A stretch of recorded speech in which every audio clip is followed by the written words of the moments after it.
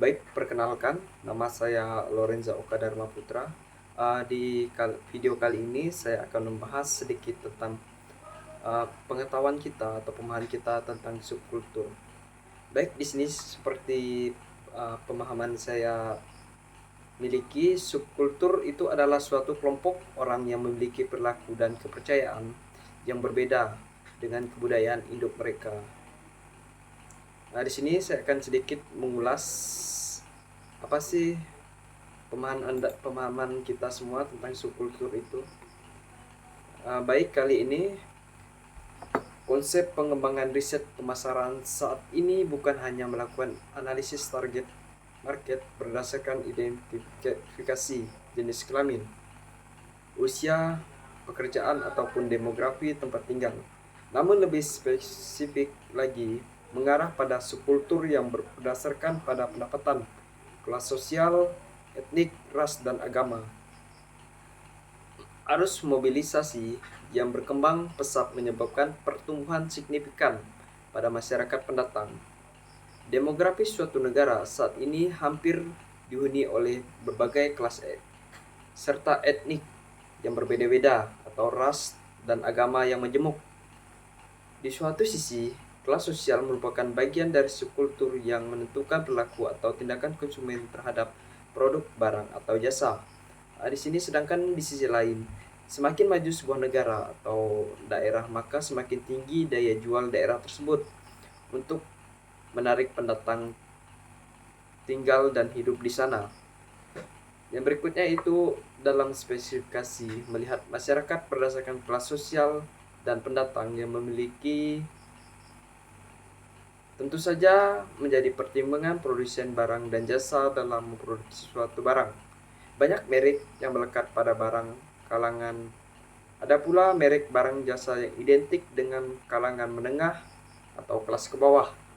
Baru-baru ini dilansir oleh berita online, jika di Amerika, seperti kita ketahui sekarang, ponsel atau biasa disebut gadget atau handphone itu di Amerika tuh brand-brand iPhone tuh dikatakan lebih menengah ke atas dibandingkan dengan HP-HP biasa yang seperti HP-HP ini Android, yaitu jika pengguna Android itu dikatakan pengguna handphone atau gadget di kelas ke bawah.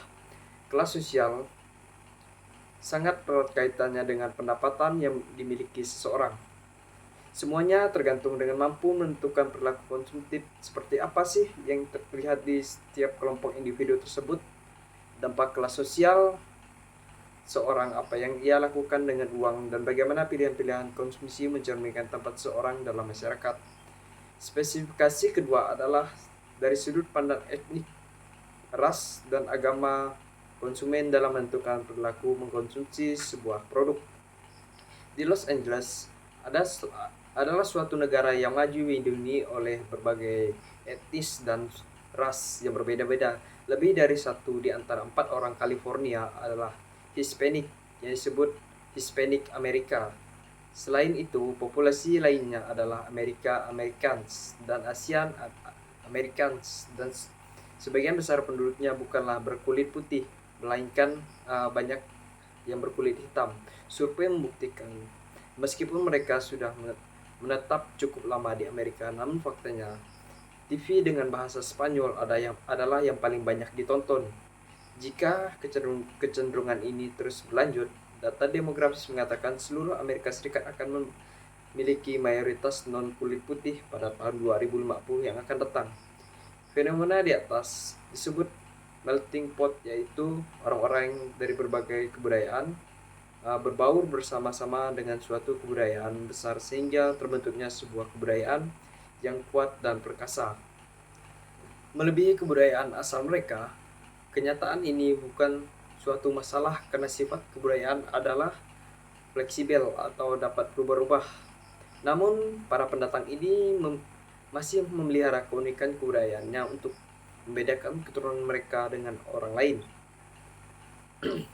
Berbanding lurus dengan hal di atas, Indonesia juga merupakan negara yang majemuk dengan berbagai ras, etnis, agama, dan lain-lain. Selain ditempati oleh pribumi dengan ras, etnik, dan agama yang berbeda, Indonesia juga dihuni oleh ras dan etnik bangsa lain. Yang paling dominan adalah Cina, India, dan Arab. Mobilisasi juga menyebabkan suatu daerah di Indonesia, contohnya di Yogyakarta, dihuni oleh berbagai etnis yang berbeda dari seluruh Indonesia. Pada umumnya masyarakat pendatang dapat berakulturasi dan menyesuaikan diri dengan budaya di mana mereka tinggal. Namun faktanya mereka tidak dapat meninggalkan identitas mereka dan keunikan budaya mereka sendiri.